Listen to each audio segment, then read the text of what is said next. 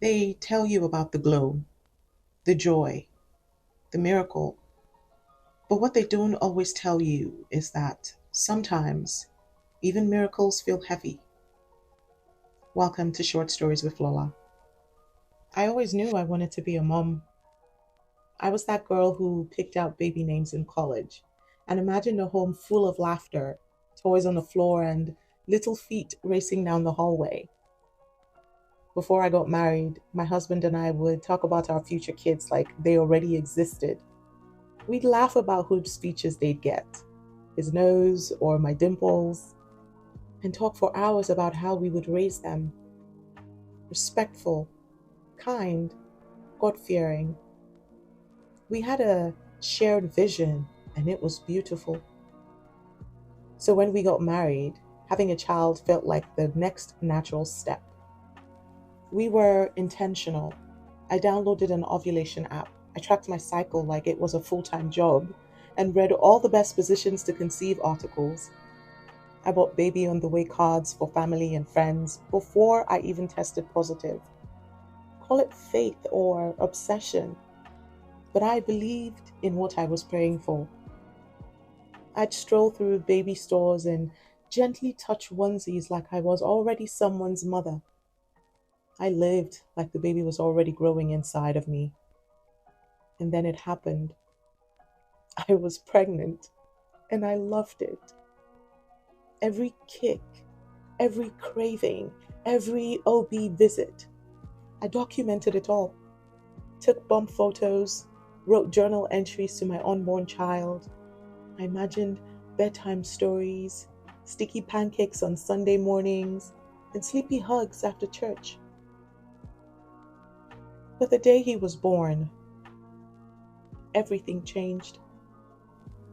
I thought I would feel like a superhero, like a completed version of myself, but instead, I felt nothing, just numb, then guilt, then shame, and then came the tears, not the happy kind. I would stare at my son, my beautiful, healthy boy, and feel like a fraud. I loved him. God knows I did. But there was this strange disconnect I could not explain. It was like I was watching someone else's life from behind a glass wall. I hated myself for feeling that way. How could I want something so badly and feel so broken once I had it? I remember one night in particular. He had been crying for hours. My husband was working late. I hadn't slept, and my body just felt foreign. And then the walls started closing in. I looked at my son and I couldn't pick him up. There was this horrible thought that if I did, I might hurt him. And that scared me deeply. But thankfully, my husband came home. I didn't say anything. I couldn't. But he looked at me, saw me, and took over. The next morning, I packed a bag, I left a note, and I walked out the door. I didn't go far, just a quiet hotel room on the other side of town. No phone, no visitors, just me and the weight of it all. I cried in the shower until the water turned cold. I screamed into a pillow. I wrote my son a letter I never gave him. 3 days. 3 days was how long it took for me to say, I need help.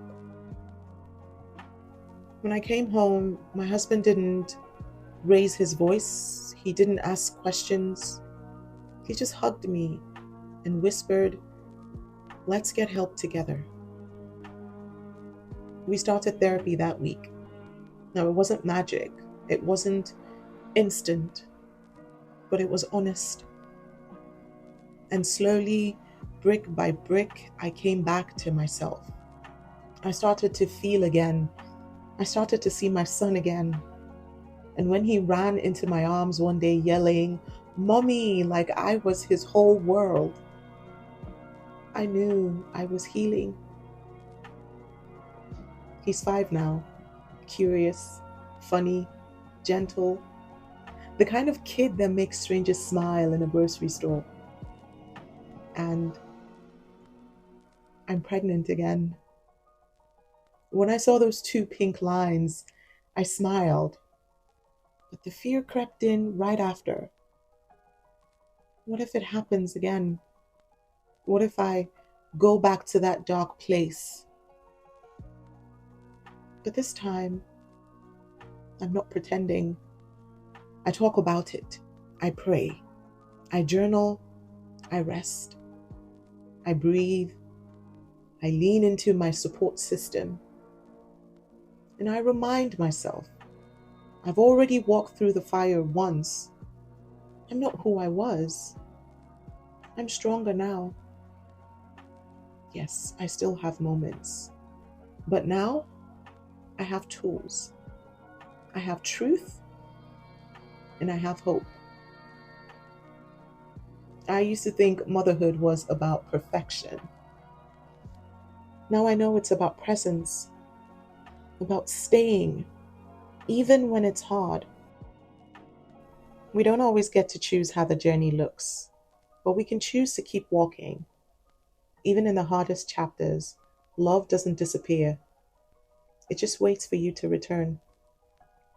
This is Short Stories with Lola. Please subscribe on YouTube and on Spotify. Don't forget to share this with someone who needs to hear it. And remember, you're not alone.